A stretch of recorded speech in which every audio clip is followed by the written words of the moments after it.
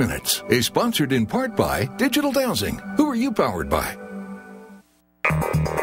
For the next 30 minutes, we will explore the unexplained. From mysteries beyond our galaxy to ghostly phenomena in our own backyard. We will dive into our psychic abilities and explore everything from conspiracies to the just plain weird. Welcome to 30-odd minutes. If the truth is out there, we will find it.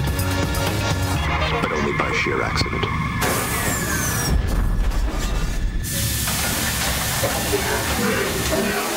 Hey! Yeah! Welcome to 30-odd minutes. The Mothership has landed right in your phone lines because tonight we're talking about phone calls from the dead. Is it possible? Is it happening? Maybe, maybe not. We're going to explore that tonight. It's going to be all in good fun. I want to say hello to our illustrious crew. Matt, Andrew, how are you folks this evening? We are excellent. Pretty good. Did you hear that freaking voice? Yes. What was that? I have no idea. We just heard like the strangest voice before we came on air. What was that all about? I have no idea. I have no idea. Something odd. Yeah. We are in the phone lines, so it's entirely possible that that we're haunted this evening. So you're losing your mind. Yeah. We might be losing our mind. Sarah, how are you this evening in the communication center? I'm all right. I'm all right. I have that kind of out-of-body, woozy feeling, but that could be like sleep deprivation. It's been one long weekend. It's okay. Well, it's even though it's Tuesday. That's how long like it is. I don't even know. Yeah. All right. But I'm good. And I do want to give out a shout to Jennifer Wilson. Your donation will keep the Mothership humming along just shy of light speed. So thank you. Yeah. All right. Jennifer. Thanks so much. We love money. And we want to say hello to Lowell Area Public Access Channel in Michigan. Thank you for picking up the Mothership transmission, guys. Yay, Michigan! Hey, thanks a lot there, eh? What? That's Minnesota. Oh, that's right. Minnesota. That's right. Excellent. Well, thank you guys. Thank you, Sarah. Jump in our chat room at 30oddminutes.com. There's a whole community of people, of oddballs that are watching the show with you. You can communicate with us. Email us at info@30oddminutes.com. Follow us on Twitter. Lots of you do, and we ask questions each week, and we're going to get to this week's question later on in the show. It's going to be awesome. So very cool stuff happening.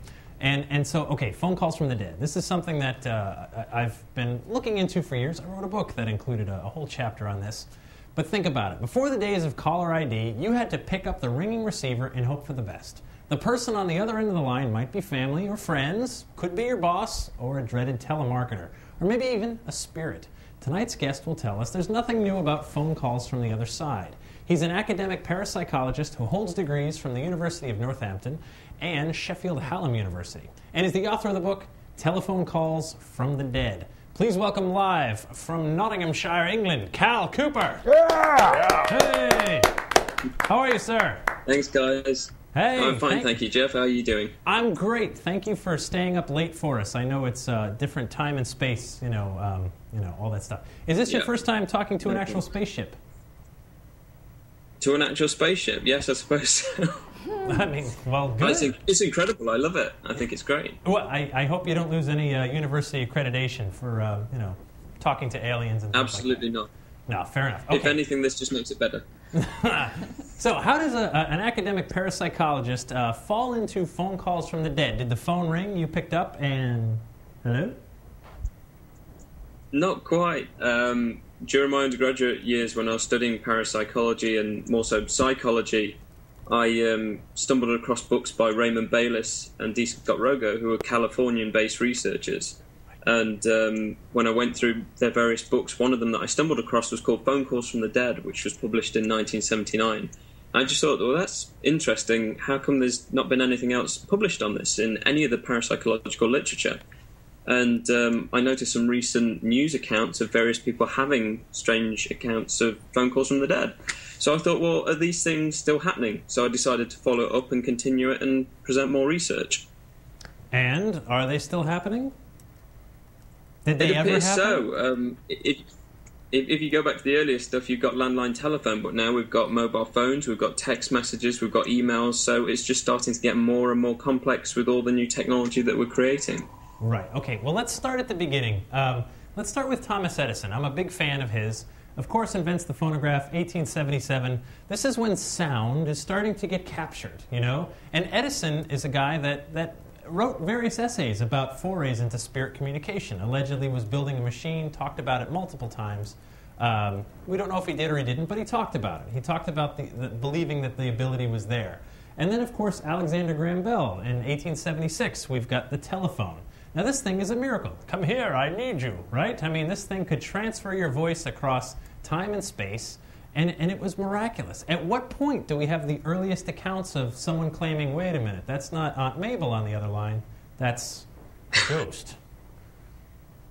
Well, there are some accounts going back into the late 1800s saying that people were producing what is now known as early EVPs, but certainly from what I've mentioned, some of the earliest stuff I've got goes back to 1913 with a guy called David Wilson, who was a solicitor in London.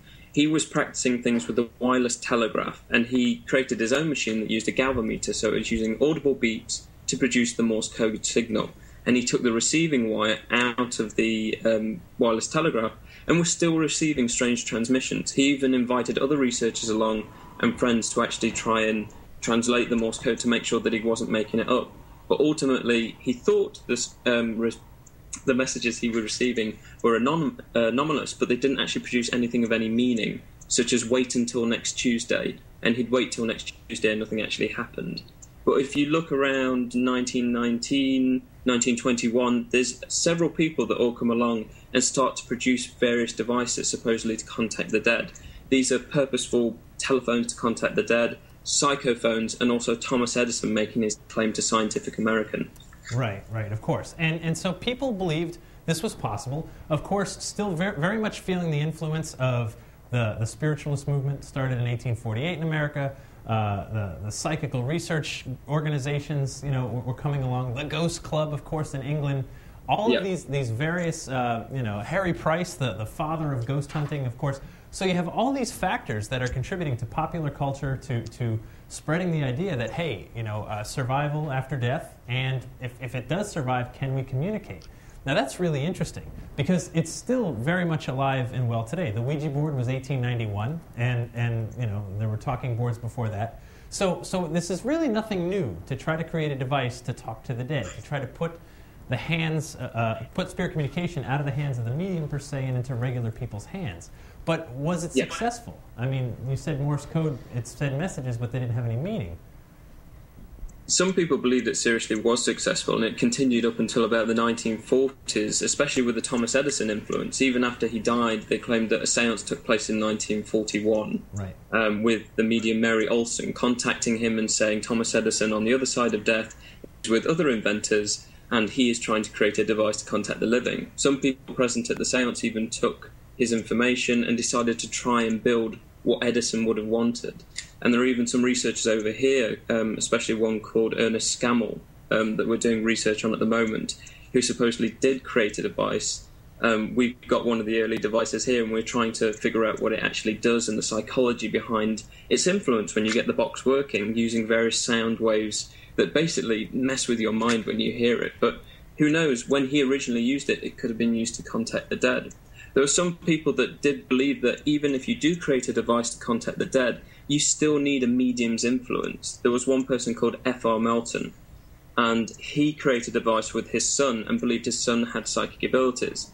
And in his full makeup of the machine, he actually had a balloon in the center of the machine which contained his son's breath. If it contained his son's breath, it contained the psychic ether, and therefore his son didn't have to be present when he used the machine, and he could take it anywhere he liked. Right. So there's all sorts of strange devices. Well, sure, and we did a whole mission not too long ago on the Spiritcom machine, which popped up in the 1970s. George Meek, the Metascience Foundation, fascinating. The idea, and in that example too, the medium was an integral part of the machine. It wasn't just flip a switch and you talk. It was one guy in particular could make it work, and we debate whether he was on the level or not. Here's the thing. We've had other parapsychologists on 30-odd minutes before. Very tough to pin you guys down. Is there life after death, my good man? Say it. Yes, no. I can't make that commitment. That's not my job. Third time I'm is not sorry. the charm. Son of a gun. They always say that. I will admit that something seems to be going on. I can't deny the fact that people have experiences. I can't deny that some of the stuff does actually seem quite incredible and beyond rational explanation. And certainly with all the other phenomena that I deal with, people do seem to be experiencing ghosts and having psychic events. But what are the processes involved? That's something that we're still trying to understand. And if I took a major for or against opposition, I'd probably end up biasing my research. So I sit on the fence and I just question everything that comes along. So day one of a parapsychology class, very first day in school, they teach you, do not answer the question. That's the lesson learned, right? Avoid it. I don't know. I'm sure that there are the parapsychologists that believe. There's those that really don't believe. And fine. Let's move on. Come on. Okay, let's talk about extrasensory perception, right? Can you just give us a parapsychologist explanation, high level, what is extrasensory perception? Well, extrasensory perception splits down into three different areas. We have telepathy, which is mind-to-mind interaction. That could just be anything from knowing what someone else is thinking. We could also relate it to the sense of being stared at, when you have the sensation of someone staring at the back of your head, and when you turn around it turns out to be correct. Clairvoyance. Clairvoyance, the ability to see information at distance, or maybe an object that's sealed inside a box. And then also precognition, the ability to predict future events. And then there's the opposite of that, which is retrocognition, a prediction of a past event as well. So those are the basic categories within ESP. So manipulating a device such as a telephone, do you think that, are we talking in the realm, or are we talking about more like psychokinesis? That would be, yeah, more into the realm of psychokinesis. Okay. These are some of the things that in my book I had to debate when I came to rational explanations. If I'd ruled out as many rational explanations as I could and we started to get into paranormal theories, for some of the cases, if someone is actually experiencing grief, they have lost someone, maybe they're in such a stressful state, like in some poltergeist cases, where it could be them that's influencing the telephone and they've actually made it ring via psychokinesis. They've made the hammers inside the telephone hit the bells, and then they go to answer the telephone, and maybe hallucinations do the rest. But who's to say that it's not discarnate entities that are actually creating the telephone ringing in the conversation itself? We just have to consider different things, and I've had to rule out all the rational explanations step by step, or at least consider them along the way. There's so many different processes of psi that could be involved in each case, and no two cases are exactly the same. But all these calls do fit into different types of category.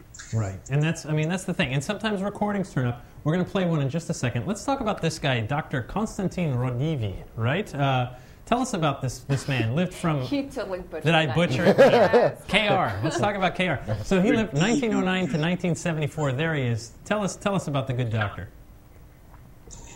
I only know so much from his book Breakthrough. Right. He published a book 10 years after the work of Frederick Jurgensen, which was also following on from the work of Raymond Bayliss as well. Raymond Bayliss and Frederick Jurgensen at the end of 1959 both reported experiencing EVP when they conducted experiments. Raymond Bayliss was doing experiments to test for it, and Frederick Jurgensen discovered it within recordings of bird songs. 10 years later, Dr. Constantine Radover took on the research, published the book Breakthrough, which was the translated version, and an accompanying vinyl record that showed examples of the EVPs on it for people to make up their own opinion. And then after he died, then we have subsequent people reporting telephone calls from him in which he relayed information from the dead about these devices, devices for communication with the dead. Right. Now, we're going to play one of those alleged clips right now. This is the good doctor talking to George Meek. We mentioned him just a minute ago about the Spearcom machine. This call allegedly took place January 27th, 1997. George Meek picks up the phone, and you can hear the rest. Take a listen. Morning, this is George Meek. This is Constantine Radover. George, my friend, at last we succeeded in contacting you. Jeanette is beside me, and she wants to give you all her love. This is Constantine Radover. This is the first contact you get from us. I suppose that you can hear me. I can hear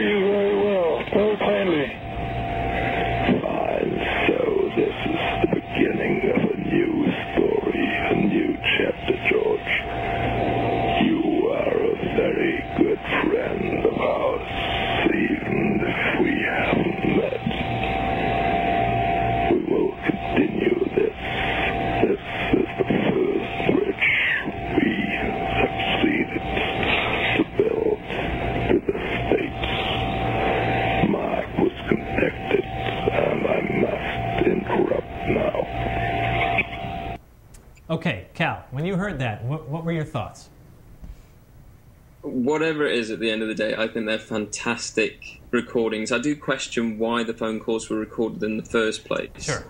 And also, when I showed an example of some of these clips in California, you know, I said to the audience, what's the first thing that hits you that's unusual about Constantine Redeber's voice? And several people said, why is he breathing? Which is a very good point. Yeah. They did actually run some tests on these. He also supposedly called people in France and Germany as well. And I think the German ones were recorded. But there was a researcher for the ITC journal called Paolo Prezi, and he took the recordings of Constantine Reder from the vinyl record and other recordings when he was alive and compared them to the telephone conversations where he's supposedly dead, and compared the audio acoustical properties of the voices before and after death. The computer said that there is no match for the voice pattern, but when you listen, it is a fairly good match for his voice. The problem there is you could say, well, that instantly says it's complete fraud and someone's mimicking him. But at the end of the day, you have one recording where he's a living person and it's coming through a physical voice box, right, and the other one's supposedly a discarnate entity that's just producing the sound of someone's voice to recognise. So why should they match up? That's the problem, and we're hit with a catch-22 situation. Right, of course. And that was my first thought, too, was the point where you make, who records their phone calls straight out of the gate? Hello, we're recording, you know? I mean, I do, but I'm paranoid. Yeah. That's my excuse. I don't know what his is. Well, yeah. Well, it could have been too, George Meek, near the end. All right, Cal, we're going to take a quick break for the news. We'll come back and talk more about phone calls to the dead right after this.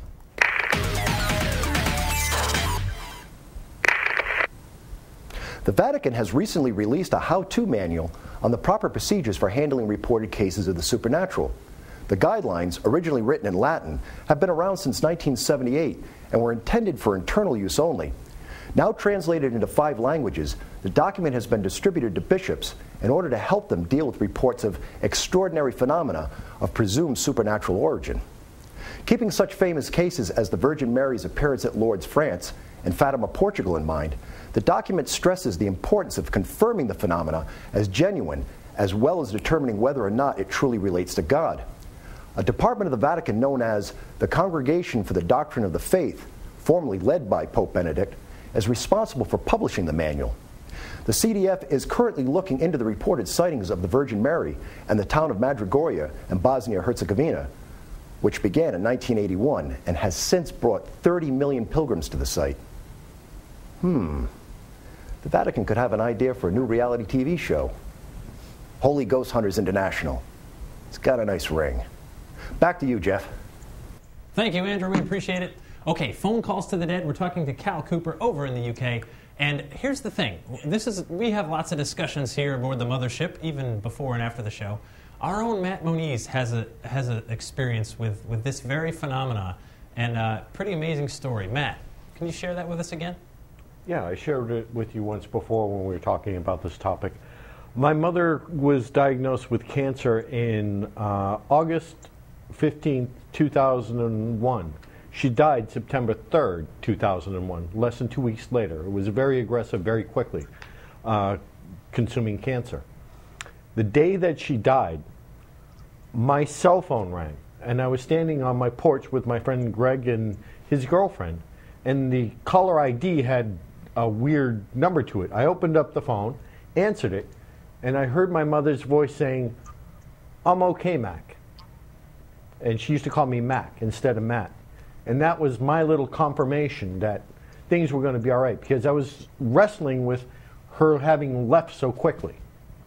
You know, it's still hard for me to talk about sometimes, but it was that one little thing that made it so much easier to move on and accept as the days and weeks went by. Amazing. And that's her voice, right? I mean, you I recognized her voice. I've known it all my life.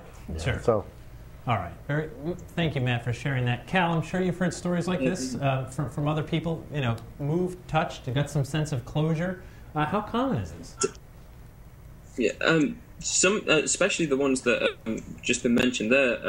Type 1 calls, we call those, simple calls, where we're aware someone's passed away. We have a call from someone. It could register caller ID. Sometimes it might not.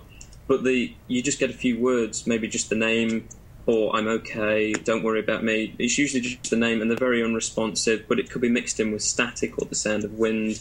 And sometimes when you check the phone bill, it doesn't actually appear on the phone bill, but you could have multiple witnesses that saw you take the call. Yes. Then there's various calls where it could last up to half an hour, and then after the call you realise the person you've been speaking to was long dead at the time. They probably died the day before. You even get strange calls as well that have nothing to do with the dead, where you intend to make telephone calls, and then for the last minute you change your mind and think, oh, I'll call that person later today, but they call you back saying that you left a message on their answer phone, or you left a message with one of their friends at their house. And it's like the chaos theory, because you made a decision and chose one path, the other path still takes place briefly.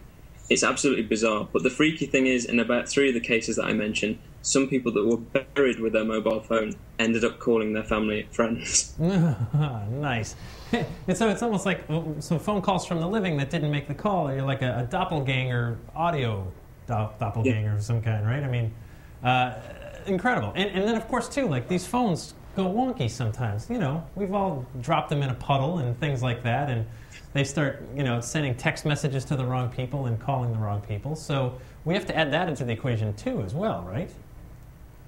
Oh, totally. I mean, you've got to look at technical fault, electrical fault. Is someone actually committing an act of fraud? Are they capable of producing a text message that has words and phrases in that people would recognise as that of the dead? Have they got access to the dead's mobile phone? There's so many things you've got to take into consideration, and also the grief, the misinterpretation, until you can actually say safely, okay, we've looked at all the rational explanations, it doesn't appear that we can find any, so we've got to actually start to tread into parapsychological territory and look at the possibility of psychokinesis. Have we created the call? Is there any possibility for that to happen? Were there any irregularities in the call when the telephone rang? Did the bell tone sound different, suggesting that it wasn't being produced by a normal source? So there's so many things to go into, and the perfect thing for you producing from the spaceship right now is there's some cases where people that have witnessed UFOs, they had subsequent strange telephone calls in which they were given messages or warnings, or even again a doppelganger. They pick up the phone only to hear their own voice repeating the same things to them. Strange calls. It's a strange world we live in, and speaking of strange worlds, we asked folks today earlier on Twitter. I said, if you could talk to anyone you want, if you could receive a phone call from the dead, who would you want to hear from? We got some very clever answers. Let's take a look. Thank you all in the Twitterverse. Megan said, collect call from George Washington asking for money for his fake teeth, which I wouldn't accept. Very nice. The first president contacts you and you wouldn't turn it down. Not good. Jorge said, no one. We should let them exist in peace in their own reality. Very, very true. We had a few comments like that. Fabi said, my gnarly grandpa, I miss him dearly. We had a lot of comments. People who would, of course, want to reach out to their fallen loved ones, their parents, their children, their siblings, things like that. And Kelly said, Randy Poffo, a.k.a. Randy Macho Man Savage. Nice. Oh, yeah.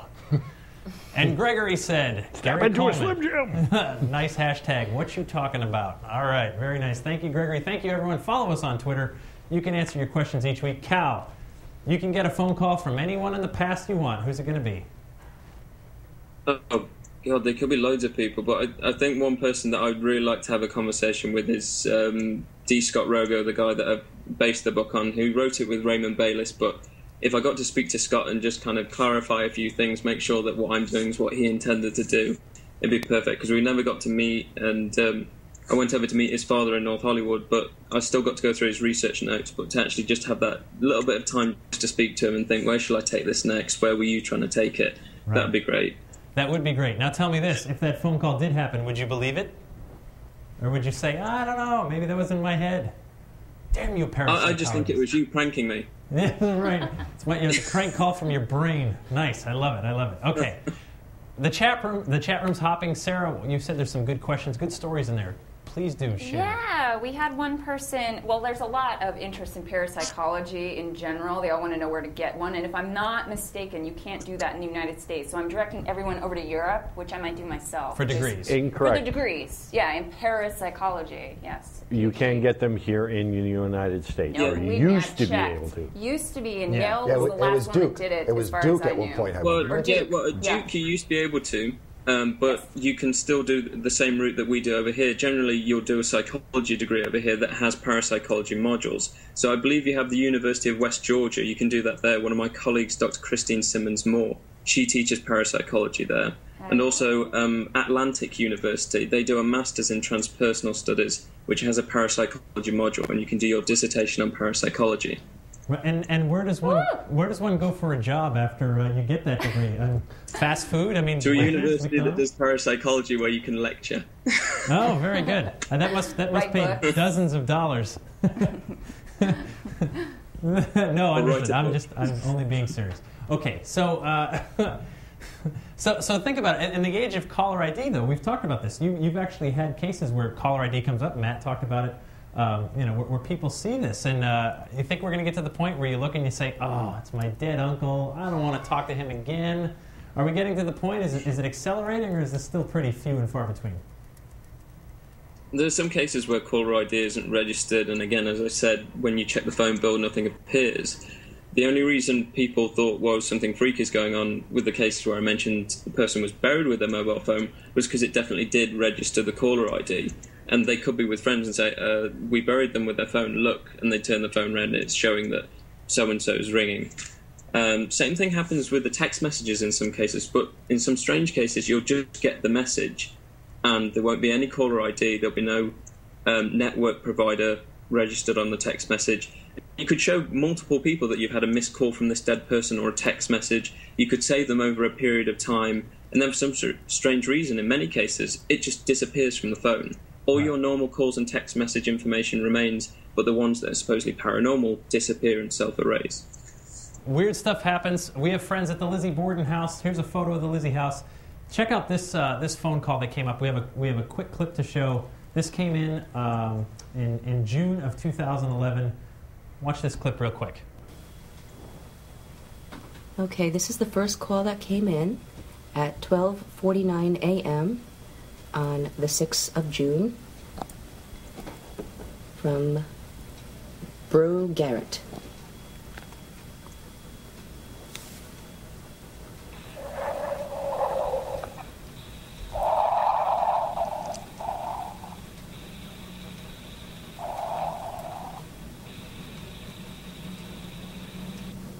Okay, strange breathing, and then 11 minutes later, we have this clip. This voicemail was left. Check it out.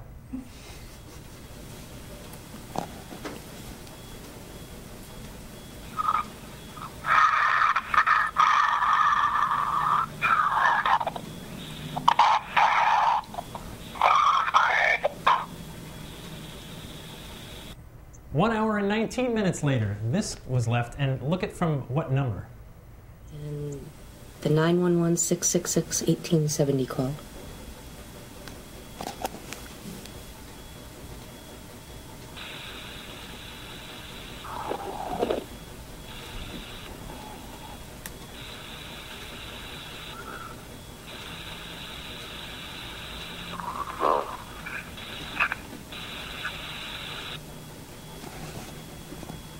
And those are the 3 calls. Strange. Now, she says the Lizzie Borden House does not. She sits by the phone. It didn't call. 911 is not an area code here in this country. It's the emergency line. Cal, we got 20 seconds. What's your thoughts when you see weird stuff like this?